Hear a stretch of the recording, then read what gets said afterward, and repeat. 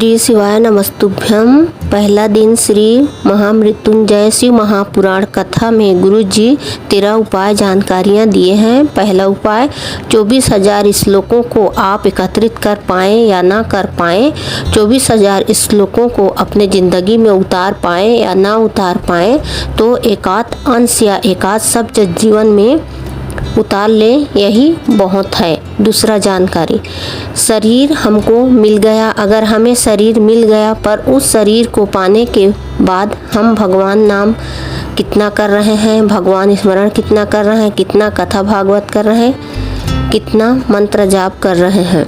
तीसरा जानकारी, आपके पास लैपटॉप है या लैपटॉप नहीं है। हम तो कहते हैं आप अपना ज़िंदगी टॉप के जियो, मस्त जियो, अपने जीवन को आनंद बनाइए, खुश रहिए।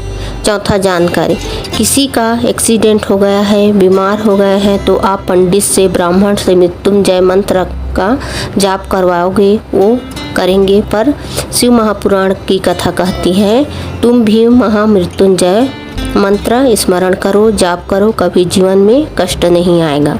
पांचवा जानकारी, एक लोटा जल छोटे छोटे बच्चों को पकड़ा दो, कल वो बॉटल नहीं पकड़ेंगे, कभी गलत मार्ग नहीं पकड़ेंगे, बाहर वाले तुम्हारे बच्चे को सही रास्ता नहीं बताएंगे, माँ बाप ही उनको सही रास्ता बताएंगे। छठवां जानकारी, घर के अंदर आप अनुशासन से रह रहे हैं या अपने घर में अनुशासन से जी रहे हैं तो आपके घर में कभी दुर्शासन नहीं होगा, यह निश्चित है। सातवां जानकारी, समय के घोड़ा पर काबू परमात्मा का है। आप कितना भी कितना करोड़पति हैं पर एक बार समय चला गया तो दोबारा नहीं आएगा। आठवां जानकारी, जिस महामृत्युंजय मंत्र को सिद्ध किया, 33 वर्ण का महामृत्युंजय मंत्र को मार्कंडेय जी महाराज ने मृत्युंजय मंत्र को सिद्ध किया और उस मंत्र जाप करने से 33 कोटि देवी देवता सहायता के लिए तत्पर रहते हैं। नौवां जानकारी, विधि के विधान को बदल दिए महादेव जी ने, ब्रह्मा जी विधि लिखे और भोलेनाथ विधान बदल दिए।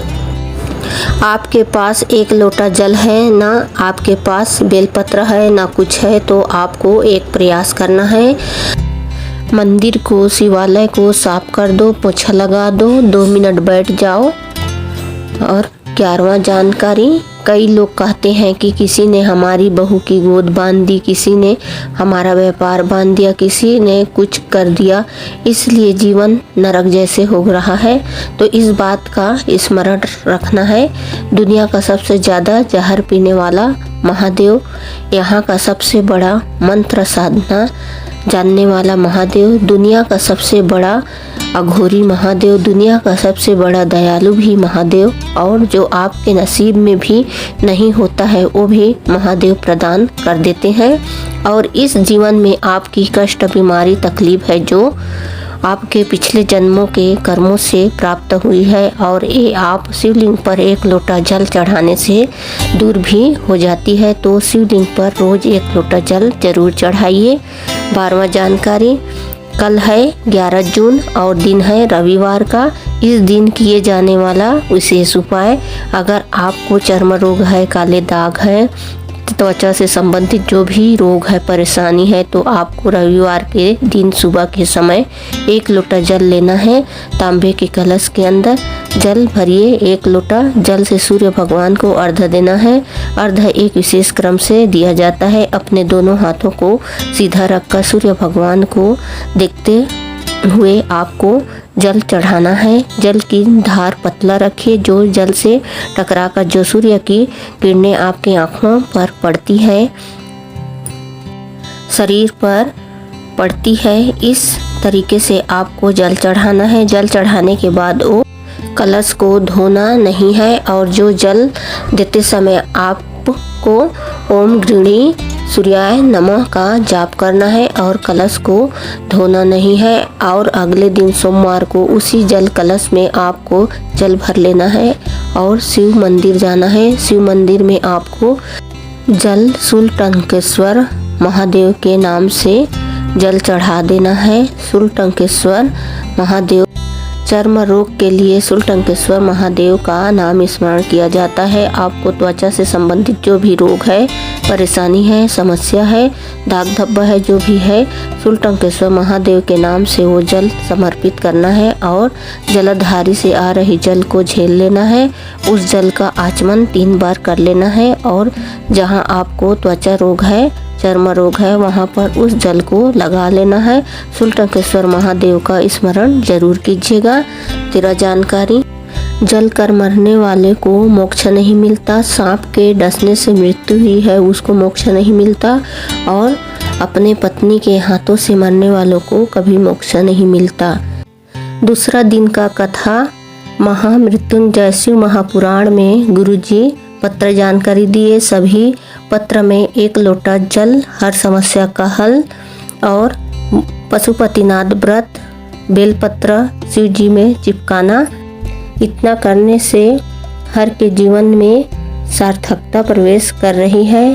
3 उपाय बताए महामृत्युंजय मंत्र का और 14 जानकारी दिए।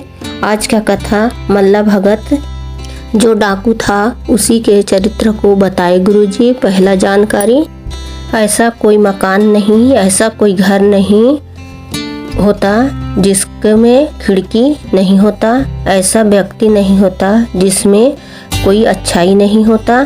चोर खिड़की से देखकर सामान को चोरी करके अपना बना लेता है, उसी तरह मनुष्य भी अच्छा इंसान के मन में उतर कर अपना बना लेता है, निश्चित है। दूसरा जानकारी, मल्ला भगत भगवान का परम भक्त है, एकदम भक्ति में दृढ़ी है। मल्ला भगत के जीवन में एक गलती थी, उसके सामने से कोई भी जाता था तो वो उसका सामान का चोरी कर लेता, डाका डाल देता था, सामान को ले लेता था। जो उसके सामने से जा रहा है उसका सामान लूट लेता है।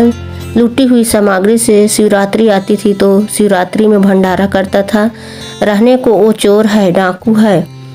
शिव महापुराण की कथा कितना सुंदर कहती है, एक पुष्प भी महादेव को चढ़ा रहे हैं तो हमारा होना चाहिए। किसी और से फूल, बेलपत्र, चावल व किसी भी सामग्री को मांगकर नहीं करना चाहिए, चढ़ाना नहीं चाहिए। किसी दूसरे से मांगकर नहीं चढ़ाना है। महादेव को किसी दूसरा का सामान का दान में कोई मूलता नहीं है। तीसरा जानकारी, छत्रपति संभाजी नगर में बोला था, किसी से कर्जा नहीं लेना, मंदिर में बैठ जाऊंगी, मौन पर कर्जा नहीं लूंगी। शिव महापुराण की कथा कहती है, किसी से कर्जा लोन लोगे चुकाना पड़ेगा और अगर महादेव से लोगे तो चुकाना नहीं पड़ेगा। चौथा जानकारी, मच्छर और मनुष्य दोनों काटता है पर मच्छर और मनुष्य में एक अंतर है। मच्छर को नहीं काटता है और मनुष्य को काटता है। मनुष्य जब काटता है तो घर बर्बाद हो जाता है, परिवार बर्बाद हो जाता है, समाज को भी बर्बाद कर देता है, हमें बांट देता है। 5वां जानकारी, कोई आपको समझाए शिव वे हैं, शिव वो हैं, तो हमें जवाब देना, तुम्हें ज्ञान देने की कोई ज़रूरत नहीं है। हमारे भोले बाबा हैं, हमें भोले बाबा समझा लेंगे। जब 1 लोटा जल लेकर आगे बढ़ोगे, महादेव तुम्हें संभाल लेंगे, निश्चित है। जिस दिन हमारा चित्तवृत्ति शिव से अलग हो जाती है, उस दिन हमें कोई संभालने वाले कोई नहीं है। 6वां जानकारी, गुरुजी बोले, अगर आप पशुपति व्रत कर रहे हो तो आपको कुछ चीज़ किसी से नहीं मांगना है, भूल कर भी ये गलती नहीं करना है। यहाँ तक बोले गुरुजी, फूल, बेल पत्र, चावल कुछ भूल गए हो तो भोले बाबा से मांग लो, पर किसी से नहीं लेना है। यहाँ तक कि माचिस भी नहीं मांगना है। आप माचिस नहीं पकड़े हो तो महादेव को बोलो, कोई दिया जल रहा है उसमें थोड़ा ज्योति ले रहे हैं, बाबा महादेव से मांगो, अपना दिया मंदिर के दिए से ही जला लो, मगर किसी से नहीं मांगो, नहीं तो आपका व्रत सफल नहीं होगा। 7वां जानकारी, मल्ला भंडारा कर रहा था, भगवान शंकर का आराधना कर रहा था। मल्ला भंडारा करते करते दूध और जल समर्पित कर रहा था। महामृत्युंजय मंत्र का स्मरण कर रहा था। एक समी का पुष्प आपको लगे आपके परिवार में बहुत कष्ट है, परेशानी है, बीमारी है, तो एक कार्य जरूर करके देखना। शिव मंदिर में जाकर एक रुद्राक्ष का माला पकड़कर एक कटोरी में एक समी का पुष्प को सम्मुख रखकर नंदी के सामने बैठकर महामृत्युंजय मंत्र का जाप करो, स्मरण करो। या आप बिल्कुल नहीं कर पा रहे हैं तो इस उपाय को तो आप पंडित जी से, ब्राह्मण जी से कहकर समी के पुष्प को सामने रखकर आप महामृत्युंजय मंत्र का स्मरण करके शिव जी पर अर्पित कर दें। ऐसा करने से सभी परेशानी का अंत हो जाता है। 8वां जानकारी और उपाय।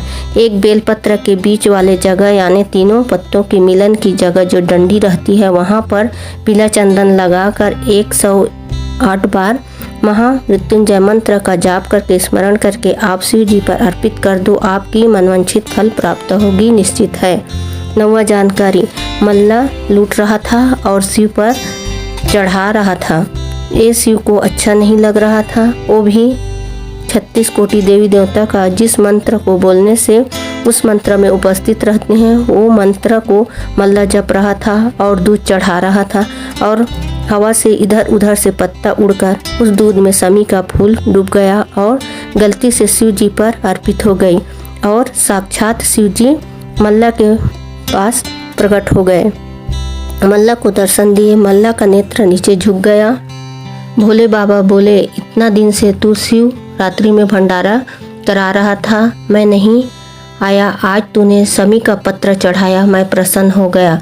मल्ला तू किसी से लूट कर कभी मत चढ़ाना, भंडारा नहीं कराना, तू अपने पास का थोड़ा जल चढ़ाएगा मल्ला तो मैं खुश हो जाऊंगा।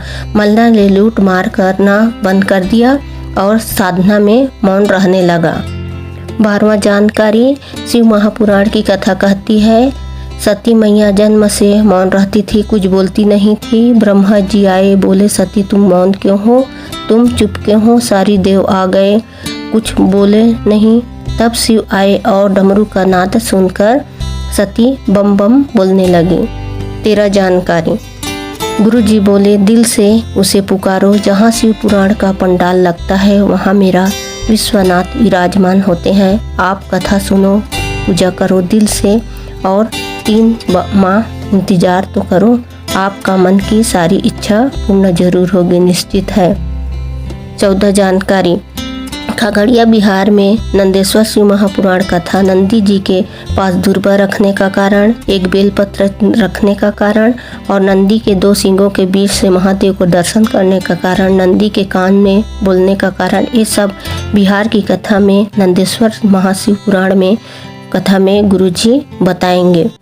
तीसरा दिन श्री महामृत्युंजय शिव महापुराण कथा में गुरुजी 11 उपाय जानकारी बताए। छोटा सा वीडियो आज का 3 घंटा का कथा का रसतत्व छोटे से वीडियो में जाने। पहला जानकारी, भक्ति और मुक्ति अलग अलग विषय है। जब हम भक्ति के पथ पर चलते हैं तो मुक्ति का मार्ग अपने आप प्रशस्त हो जाता है और ये मुक्ति के मार्ग पर या मुक्ति के को ढूंढने के लिए कहीं जाने की ज़रूरत नहीं होती है। जो भक्ति का मार्ग पकड़ लेता है तो वो मुक्ति के मार्ग अपने आप मिल जाता है, वो भवसागर को पार कर जाता है। दूसरा जानकारी, कर्ज और मर्ज में कोई साथ नहीं देता। जब शरीर में कष्ट होगा, बीमारी होगा, परेशानी में रहोगे तो कोई साथ नहीं देता, पर महादेव का नाम स्मरण करोगे, 1 लोटा जल चढ़ाओगे, वही तुम्हें नज़र आएगा, कोई दूसरा साथ नहीं देगा। संसार सागर में जन्म लेने के बाद अच्छे से अच्छे विद्वान फंस जाता है। उस समय तुम महादेव का स्मरण कर रहे हो या महामृत्युंजय मंत्र का जाप कर रहे हो तो श्री शिवाय नमस्तुभ्यम मंत्र का जाप कर रहे हो तो निश्चित है कुछ भवसागर से पार उतर सकते हो। तीसरा जानकारी, हेलमेट और सीट बेल्ट लगाने से सरकार का कोई फायदा नहीं है। फायदा किसका है? तुम्हारा फायदा है। शंकर जी पर 1 लोटा जल चढ़ाओगे तो तुम्हारा फायदा है। सिहोर वाला बाबा का फायदा नहीं है। जब तक तुम मृत्यु लोक में रहो, देव अधिदेव महादेव का पूजन करो, नाम स्मरण करो, तुम्हारा फायदा है, हमारा नहीं। चौथा जानकारी, गाय को पकड़ कर लेकर चलते जाओगे, बछड़ा पीछे पीछे चले आएगा, और बछड़ा को लेकर चले आओगे, गाय पीछे पीछे चली आएगी। वैसे ही आप महादेव के शिवलिंग पर एक लोटा जल चढ़ा के तो देखो, आपके पीछे पीछे महादेव चले आएंगे, निश्चित है। पांचवा जानकारी, दान भजन, प्यासे को पानी पिलाया गया पानी, भूखे को कराया गया भोजन खाली नहीं जाता। उसी तरह महादेव को एक लोटा जल चढ़ाया खाली नहीं जाता। छठवां जानकारी, गुरुजी ने कहा शंकर भगवान का कोई दुश्मन नहीं है, देव अधिदेव महादेव का कोई दुश्मन नहीं है, शिव का कोई द्रोही नहीं। उसके दर पर जो आया उसको पल्ला झाड़ कर नहीं, छप्पड़ फाड़ कर दिया है। महादेव का स्मरण देव भी करते हैं, इंसान भी करते हैं, पशु भी आराधना करते हैं, चिड़िया भी आराधना करते हैं। मेरे महादेव का कोई दुश्मन नहीं है। सातवां जानकारी, पार्वती जी ने शंकर भगवान से कहा षडानन कार्तिकेय का जन्म हुआ है तारकासुर को मारने के लिए, पर तारकासुर तो आपका आराधना करता है, भक्ति करता है। फिर महादेव ने बोले इसीलिए तो तारकासुर ने मेरा शादी कराया है, जो मेरे पुत्र के हाथों से मरेगा। महादेव का कोई दुश्मन नहीं है, शिव जी का कोई द्रोही नहीं, शंभू का कोई दुश्मन नहीं, सबका दुश्मन होगा पर महादेव का कोई दुश्मन नहीं। आठवां जानकारी, पार्वती माता ने षडानन कार्तिकेय से कह दिया सुनो कार्तिकेय, तारकासुर को मारोगे, तारकासुर का वध करोगे तो तुम्हारा बाण तारकासुर के हृदय में बाण नहीं लगना चाहिए, क्योंकि तारकासुर के हृदय में शिव समाया है। हृदय में शंकर जी बैठे हैं तो कष्ट न पहुँचे, दुख न पहुँचे। शिव महापुराण की कथा कहती है शंकर का गुणगान करने वाला, शंकर का भजन करने वाला, शंकर का स्मरण करने वाला, शिव मंदिर में जाने वाला, शंकर को एक लोटा जल चढ़ाने वाला, शिव जी के शिखर का रोज दर्शन करने वाला, शंकर के चौखट से निकलने वाला और शंकर के भक्ति में डूबने वाला, शंकर के स्मरण में डूबने वाला, इसका कभी दिल मत दुखाना, क्योंकि इसका अगर मन दुख गया, इसका बदला जिसका दिल दुखा है वो नहीं लेगा, उसका दिल में जो महादेव बैठा है बदला वो लेगा। और कार्तिकेय जी ने तारकासुर का वध किया तो शंकर खुद अपने ऊपर से गंगा जल स्वयं डाले तारकासुर के ऊपर।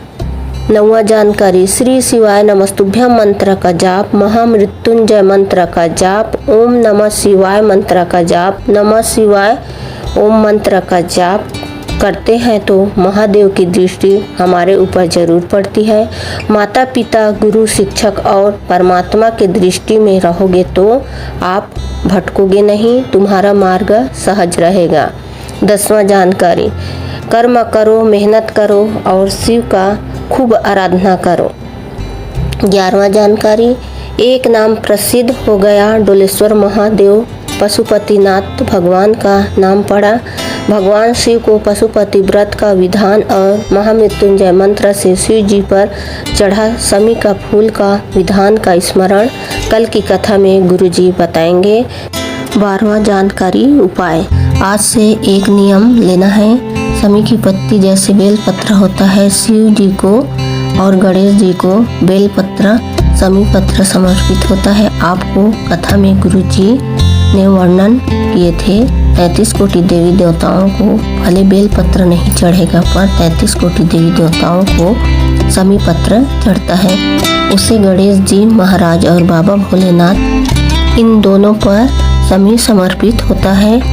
रिद्धि सिद्धि पाने के लिए, संपदा को बढ़ाने के लिए चतुर्थी को इस उपाय को की जाती है। बीमारियां ज़्यादा फैल रही हो, बहुत कष्ट हो, बहुत ज़्यादा दुखी हो, कोई काम नहीं बन रहा है तो समी पत्र, समी की पत्ती जहाँ गणेश जी का स्थान है वहाँ पर 5 समी पत्र समर्पित करें और शंकर जी के ऊपर 3 समी पत्र समर्पित करें। 5 समी पत्र जहाँ गणेश जी का स्थान है शिवलिंग में वहाँ समर्पित करें और 3 समी पत्र शिवलिंग पर समर्पित करें। एक समीपत्र शंकर जी की चौखट पर बाईं तरफ या लेफ्ट भाग मंदिर के अंदर जाते समय उल्टा हाथ पर एक समीपत्र समर्पित करें। घी का दिया जहाँ लेफ्ट भाग में आपने समीपत्र रखा है, मंदिर में दिया न लगाकर बाहर की ओर जहाँ समीपत्र रखा है उसके साइड में एक घी का दिया लगा दीजिए। मोर ध्वज का नाम लेकर, गणेश का नाम लेकर ये दीप समीपत्र चढ़ा देता है। उसके घर से कभी रिद्धि सिद्धि नहीं जाता है, वैभव प्रतिष्ठा नहीं जाती है। करके देखना व्यापार कितना चलता है, करके देखो एक बार। 13 जानकारी उपाय। अगर शरीर में बहुत ज़्यादा बीमारी है, कष्ट है, परेशानी है, दर्द है, पीड़ा है या कोई रोग आपको सता रहा है तो आपको किसी भी दिन ये उपाय कर लेना है। आप कल के दिन मतलब मंगलवार 13 जून को भी ये उपाय कर सकते हैं। आपको एक कटोरी में थोड़ा दूध ले लेना है, आपको गाय का दूध लेना है और कच्चा दूध लेना है। हमेशा शिव जी पर गाय का कच्चा दूध चढ़ाया जाता है। एक कटोरी में थोड़ा सा दूध लेना है और साथ में महामृत्युंजय मंत्र का स्मरण करते हुए आपको एक बार महामृत्युंजय मंत्र का स्मरण करना है और धीरे धीरे धार से शिव जी लिंग पर अर्पित करना है। और दूध अर्पित करने के बाद एक कलश जल अर्पित करना है और उस जल को जलाधारी से झेल लेना है और औषधि रूप में प्राप्त कर लेना है और उस जल का 3 बार आचमन करना है। कितनी भी बड़ी बीमारी क्यों ना हो वो आपसे दूर होना शुरू हो जाती है। ये उपाय आप मंगलवार को जरूर करें। चौथा दिन महामृत्युंजय शिव महापुराण में गुरु जी जानकारी उपाय बताए हैं। आज की कथा किसी कारण से आप नहीं सुन पाए हैं तो इस छोटी सी वीडियो से आज की कथा का सारी जानकारी प्राप्त कर सकते हैं। पहला जानकारी, नेत्र खोल कर दूसरे की बुराई तो देख लेते हैं, दूसरों में बुराइयां छांट लेते हैं। शिव महापुराण की कथा कहती है हम अपने आँख बंद करके अपने अंदर की बुराई छांट लें, झांक लें और अपने अंदर का सारी बुराइयां बाहर निकाल दें। जिससे बुराई निकलेगी तो हमारे अंदर अच्छाई आ जाएगी। दूसरा जानकारी, मृत्यु के पहले हमें भगवान का स्मरण करना पड़ेगा। संसार सागर में जन्म लिए हैं तो जैसे एसी के कमरे में बैठे हैं तो कुछ काम आने पर इधर उधर जाना पड़ता है। जैसे आप डल्लब के गद्दे पर बैठे हो तो ज़रूरत के समय आप गद्दे से उठकर जाओगे ही, उसी तरह जन्म लिए हो मृत्यु लोक में तो तुम्हें भगवान नाम लेना ही पड़ेगा। तीसरा जानकारी, रक्षाबंधन पर बहन भाई को तिलक करती है तो और तिलक करने के बाद उसमें चावल लगाती है। मंदिर में पूजन कर रहे हों या घर में कोई अनुष्ठान कर रहे हों तो पंडित जी आपके मस्तक पर तिलक करते हैं और चावल लगा देते हैं, अक्षत लगा देते हैं। आपके घर में शादी है या कोई समारोह होता है तो अक्षत चावल का उपयोग होता है।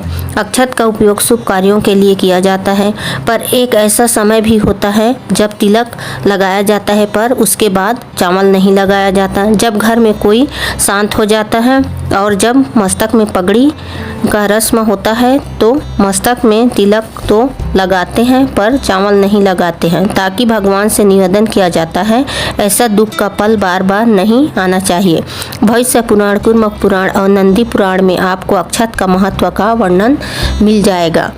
चौथा जानकारी, एक चावल का दाना अशोक सुंदरी के स्थान पर चढ़ाया जाता है।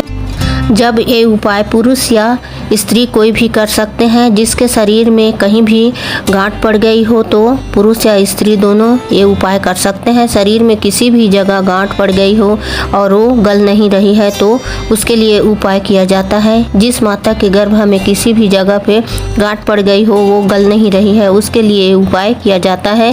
जिस माता के गर्भाशय में गांठ हो गई हो, डॉक्टर ऑपरेशन के लिए बोल दिए हों, एक प्रयोग जरूर करें। आपको एक अक्षत का दाना चावल को शिवलिंग पर माता अशोक सुंदरी के स्थान पर अर्पित कर देना है। शिवलिंग पर जल अर्पित कर देना है, मतलब आपको अशोक सुंदरी माता के स्थान यानी शिवलिंग में जलाधारी में जो बीच में मोटी लाइन होती है वहाँ पर आपको एक चावल का दाना चढ़ा देना है। इसके बाद एक कलश जल शिवलिंग पर श्री शिवाय नमस्तुभ्यम मंत्र के साथ आपकी मन की कामना करते हुए चढ़ा देना है और उस जल का आपको आचमन भी करना है।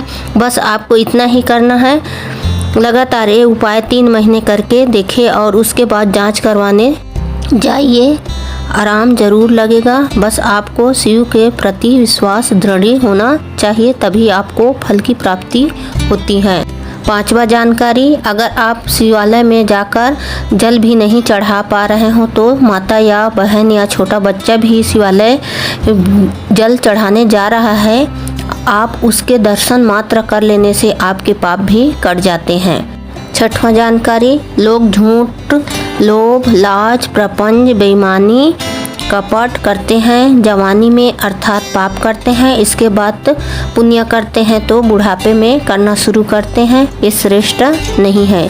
7वां जानकारी, महामृत्युंजय मंत्र का अनुष्ठान अगर हम कोई पंडित जी से करवा रहे हैं और ये अनुष्ठान अगर कोई भी एक सदस्य करवा रहा है, चाहे वो पत्नी हो, माँ हो, पिता हो, सास हो, ससुर हो, जो भी करवाए वो अपने परिवार वाले को बताना चाहिए। हम परिवार के कल्याण के लिए महामृत्युंजय मंत्र का अनुष्ठान पंडित जी द्वारा करवा रहे हैं, ऐसा बताकर करने से आपको उसका फल 4 गुना अधिक होता है। 8वां जानकारी, शिव महापुराण की कथा कहती है छुपकर भगवान की मंदिर नहीं जाना चाहिए, छुपकर पशुपतिनाथ व्रत नहीं करना चाहिए। आपको कोई भी व्रत कर रहे हैं या कोई मंदिर में जल चढ़ाने जा रहे हैं तो आपके घर वालों को पता होना चाहिए आप कौन सा व्रत कर रहे हैं, कौन सा मंदिर जा रहे हैं। आपने अगर 15 दिन, 20 दिन, 1 महीने, 2 महीने या 6 महीने, 1 साल या 2 साल तक भी शंकर भगवान के शिवलिंग पर जल चढ़ाया है और अगर आपके घर में कोई व्यक्ति ज़्यादा दयनीय स्थिति में है, हॉस्पिटल में पड़ा हुआ है, तो आप शिवलिंग पर जल चढ़ाकर उसका नाम गोत्र बोल कर ये बोलना है, मैंने जितने भी दिन जल चढ़ाया है, पूजन की है और जो पुण्य अर्जित की है, मैं उस व्यक्ति को जो हॉस्पिटल में पड़ा है, जो या कर्ज में भी डूबा हुआ है या जो परेशानी में घिरा हुआ है, उसे प्रदान करना चाहती हूँ। ऐसा करके भी आप किसी का कल्याण कर सकते हैं। 10वां जानकारी, बेलपत्र के बीच वाली पत्ता में कई बार लोग चंदन लगा देते हैं। शिव महापुराण कथा कहती है भूल कर भी यदि एक बेलपत्र में अगर बेलपत्र नहीं है तो शिव पर चढ़ी हुई बेलपत्र को प्राप्त कर लें और उसे धोकर उस बेलपत्र की ऊपर चंदन लगाकर एक चावल का दाना रखकर उसे शिवलिंग पर अर्पित कर देते हैं। ऐसा हम इसलिए करते हैं कि इसका मतलब यह होता है हमारे द्वारा पूर्व में चढ़ाया गया जल का जो पुण्य है, जो कभी भी समाप्त नहीं हो सकता, उसका पुण्य अच्छा हो जाता है, क्योंकि चावल मतलब अक्षत, चावल का अक्षत का कार्य यही होता है, अक्षय कर देना। 11वां जानकारी उपाय, कल 14 जून है, बुधवार है, एकादशी तिथि। इस दिन किए जाने वाले उपाय गुरुजी बताए। यदि आप नौकरी का प्रयास कर रहे हैं और आपको नौकरी नहीं मिल रही है, नौकरी प्राप्त नहीं हो रही है या आप व्यापार व्यवसाय कर रहे हैं पर आपको उसमें उन्नति नहीं मिल रही है, तो भी ये उपाय कर सकते हैं। आपके जो भी मनोकामना है जो बहुत लंबे समय से पूरी नहीं हो रही है, उसके लिए भी ये विशेष उपाय किया जाता है और साथ ही घर में धन संपदा बढ़ाने के लिए भी ये उपाय किया जाता है। इस उपाय को करने के लिए आपको गंगा जल की आवश्यकता होगी। एकादशी के दिन गंगा जल का विशेष महत्व है। आप 1 लोटा जल ले लीजिए। यदि आपके पास ज़्यादा मात्रा में गंगा जल नहीं है तो कुछ बूंदे गंगा जल की जल कलश में डाल लीजिए। उसके बाद आपको 7 में बेलपत्र लेना है। 7 बेलपत्र आपको ऐसे ही लीजिए जो कहीं से भी कटी फटी नहीं हो। 7 बेलपत्र आप उस जो आपने 1 लोटा गंगा जल लिया है उसके अंदर वो 7 बेलपत्र डाल लीजिए। इसके बाद कलश का जल जो नंदी का उठा चरण होता है वहाँ पर तो गंगा जल पूरा समर्पित कर देना है, चढ़ा देना है। जो भी लोटा का जल है वो पूरा नंदी के उठे हुए चरणों में श्री शिवाय नमस्तुभ्यम मंत्र के साथ समर्पित कर देना है। अब बचा लोटे के अंदर सात बेलपत्र। उस सातों बेलपत्र को शिवलिंग के ऊपर एक एक करके अर्पित कर देना है। श्री शिवाय नमस्तुभ्यम मंत्र के साथ वो सातों बेलपत्र आपको शंकर भगवान के शिवलिंग पर अर्पित कर देना है। वो बेलपत्र की डंडी है वो जलाधारी की ओर होनी चाहिए। इस तरीके से आपको बेलपत्र अर्पित कर देना है। बस आपको इतना ही करना है। आपका जो भी मनोकामना है, धन प्राप्ति, नौकरी पूर्ण अवश्य होगी। आज 5वें दिन की कथा और आखिरी दिन की कथा। आज आपको कोई भी वजह से आज की कथा नहीं सुनी है तो इस छोटी सी वीडियो में सारी जानकारियाँ उपाय है तो जाने। कविकार और कथाकार में अंतर है। कवि जो अपनी वाणी से, अपने शब्दों से जनमानस को रिझाने का प्रयास करते हैं और कथाकार अपनी वाणी से महादेव को रिझाने का प्रयास करते हैं। कवि जो होते हैं अपने शब्दों को जोड़ने का प्रयास करते हैं और जो कथाकार होते हैं जो शब्द को नहीं, भक्तों को जोड़कर भगवान के चरणों में लाकर छोड़ देते हैं। दूसरा जानकारी, गुरुजी ने कहा कई बार आपके मन में आ जाता होगा पड़ोस वाले का जो घर है वो 4 मंजिल का बन गया, उसके घर गाड़ी आ गई, रिश्तेदार के लड़की की नौकरी लग गई, रिश्तेदार का जीवन आगे बढ़ते चला जा रहा है और मैं पीछे रह गया। ऐसा आपके मन में ख्याल आता होगा तो आपको कभी भी ईर्ष्या नहीं करना है। जितनी ईर्ष्या आती है उतना 1 लोटा जल शंकर भगवान के शिवलिंग पर आपको चढ़ाना शुरू कर देना है। 1 बेलपत्र, 1 चावल का दाना अर्पित करना शुरू कर दो और ये निश्चित है भोलेनाथ भी आपको एक दिन उससे ऊपर, उससे अच्छा पद जरूर प्रदान करेंगे। तीसरा जानकारी, बेलपत्र चढ़ाने के तरीके गुरुजी ने बताए हैं। सबके बच्चों की नौकरी लग रही है और यदि मेरे बेटे की नौकरी नहीं लग रही है तो ऐसे में भी शिवलिंग पर बेलपत्र अर्पित करने का विशेष तरीका होता है। आपको बेलपत्र शिवलिंग पर अर्पित करना है तो इस बेलपत्र पर आपको पीला चंदन या फिर चावल का दाना रख देना है और इस बेलपत्र को आपको शिवलिंग पर इस प्रकार ये अर्पित करना है कि बेलपत्र की डंडी जलाधारी की ओर हो। यह उपाय का पूरा लाभ प्राप्त करने के लिए 15 जून शिव प्रदोष में करके अधिक से अधिक लाभ प्राप्त कर सकते हैं। चौथा जानकारी, जिंदगी में एक प्रयास जरूर करना। जब कभी मौका मिल जाए, बारिश का मौसम शुरू होने वाला है तो 1 बेलपत्र का पौधा जरूर लगाएं। अगर किसी को भी इसकी छांव पड़ जाए या छांव मिल जाए तो उसकी जीवन का कल्याण हो जाएगा। और यदि कभी ऐसा मौका लग जाए, उस बेलपत्र के वृक्ष की बेलपत्र है शंकर भगवान की शिवलिंग पर चढ़ जाती है तो उससे भी आपका कल्याण होता है। 5वां जानकारी, 1000 अश्वमेध यज्ञ कर लो, सारे तीर्थ कर लो, लाखों एकादशी व्रत कर लो, हजारों गौदान कर लो, शालिग्राम का सोने का मुकुट प्रदान कर लो। इन सब से जो फल प्राप्त होता है उतना फल आपको शिवलिंग पर 1 बेलपत्र अर्पित करने पर प्राप्त हो जाता है। पर बेलपत्र आपको ऐसे बेलपत्र के पेड़ से तोड़ना है जिसकी छांव आप पर पड़ रही हो। आप अपने दोनों हाथ ऊपर करके खड़े हो जाओ तो वह आपसे बड़ा होना चाहिए। आपके दोनों हाथों में वो छुआ नहीं चाहिए। ऐसे वृक्ष से बेलपत्र तोड़ी जाती है और अगर आप छोटी वृक्ष का पौधे से बेलपत्र तोड़कर शिवलिंग पर अर्पित करते हैं तो उल्टा आपको पाप लगता है। 6वां जानकारी, यहाँ अभी ऐसे लोग भी बैठे हैं जो सावन का महीना आता है उसमें बेलपत्र के पेड़ की पूरी डंगाल तोड़ कर ले आते हैं और मोहल्ले में बेलपत्र बांटते हैं तो सब बोलते होंगे देखो ये कितना अच्छा है, बेलपत्र बांट रहा है। बल्कि ऐसा कुछ नहीं है, उसे ना जाने कितने नरकों के भोग भोगना पड़ेगा। बेलपत्र की डाली तोड़ने की वजह से उसके जो आने वाली संतान की वृद्धि हो जाएगी पर उसकी बाद वाली जो संतान है उसकी वृद्धि रुक जाती है। 7वां जानकारी, बेलपत्र को तोड़ने का एक नियम होता है। बेल पेड़ की पत्ती तोड़ी जाती है डंगाल नहीं तोड़ी जाती। पेड़ से एक एक करके बेलपत्र तोड़ सकते हैं और बेलपत्र तोड़ने का नियम है चतुर्थी, अष्टमी, नवमी, चतुर्दशी और अमावस्या तिथि पर बेलपत्र बिल्कुल नहीं भी ना तोड़िए। तिथियों में संक्रांति काल और सोमवार को भी बेलपत्र नहीं तोड़ना चाहिए।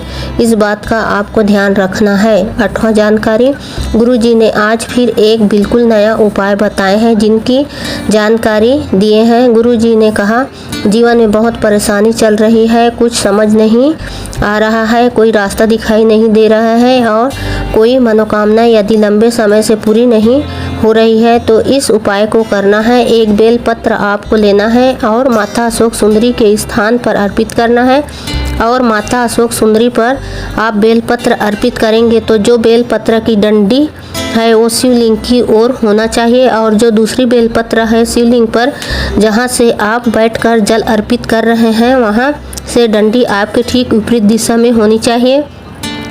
आप जिधर भी बैठ के बेलपत्र अर्पित कर रहे हैं शिवलिंग पर तो वो डंडी आपके विपरीत दिशा में होनी चाहिए और इसके बाद माता अशोक सुंदरी के स्थान पर जल अर्पित करना है और ये जल आपको शिवलिंग के ऊपर तक अर्पित करना है। धीरे धीरे जल अर्पित करें और अपना मनोकामना श्री शिवाय नमस्तुभ्यम बोलते हुए करना है। जल आपको ऐसा अर्पित करना है, अशोक सुंदरी के स्थान से जल अर्पित करते करते आप पूरा शिवलिंग के ऊपर पूरा अर्पित कर देना है। खास विशेष तरीके से आपको शिवलिंग पर जल अर्पित करना है। गुरुजी ने कहा है 3 महीने के बाद आपका खुद पत्र आएगा आपको क्या प्राप्त हुआ है। अब ये विशेष उपाय और नया उपाय की शुरुआत आप 15 जून के शिव प्रदोष से ज़रूर शुरू करें। ये प्रदोष के दिन किए जाने वाला उपाय बिल्कुल नया है। 9वां जानकारी, एक चावल का दाना अशोक सुंदरी के स्थान पर चढ़ाया जाता है। अब ये उपाय पुरुष या स्त्री कोई भी कर सकते हैं जिसके शरीर में कहीं भी गांठ पड़ गई हो तो पुरुष या स्त्री दोनों ये उपाय कर सकते हैं। शरीर में किसी भी जगह गांठ पड़ गई हो और वो गल नहीं रही है तो उसके लिए ये उपाय किया जाता है। जिस माता के गर्भ में किसी भी जगह में गांठ पड़ गई हो वो गल नहीं रही है उसके लिए ये उपाय किया जाता है। जिस माता के गर्भाशय में गांठ हो गई हो, डॉक्टर ऑपरेशन के लिए बोल दिए हों तो एक प्रयोग ज़रूर करें। आपको एक अक्षत का दाना चावल को शिवलिंग पर माता अशोक सुंदरी के स्थान पर अर्पित कर देना है।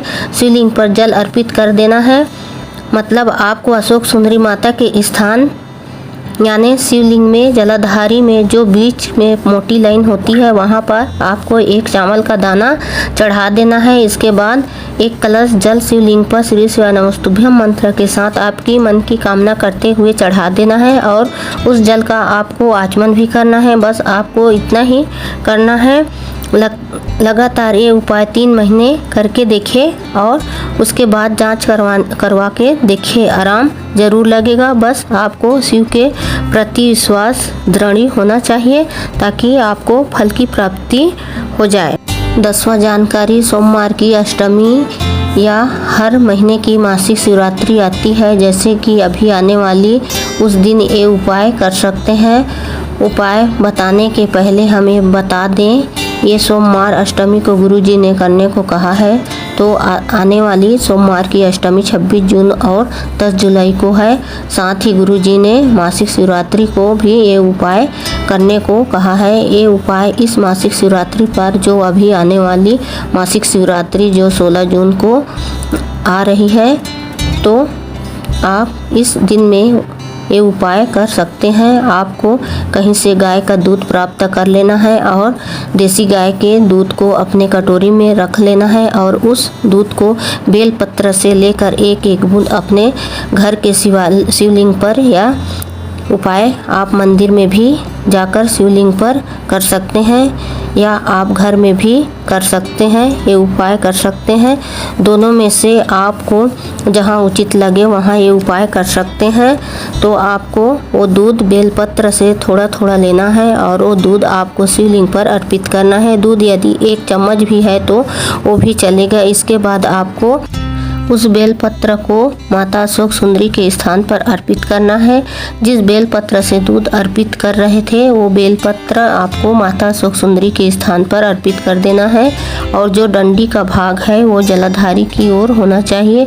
बस आपको इतना ही करना है, कार्य में सफलता मिलती है। अब ये उपाय आप किसी भी कार्य के लिए भी कर सकते हैं, परीक्षा में सफलता प्राप्त करने के लिए। पर आपको शिव पर विश्वास के साथ साथ अपने ओर से भी पूरा कर्म करना है, मेहनत करना है। भोलेनाथ की कृपा से आपको सफलता जरूर मिलेगी। श्री शिवाय नमस्तुभ्यम। हर हर महादेव।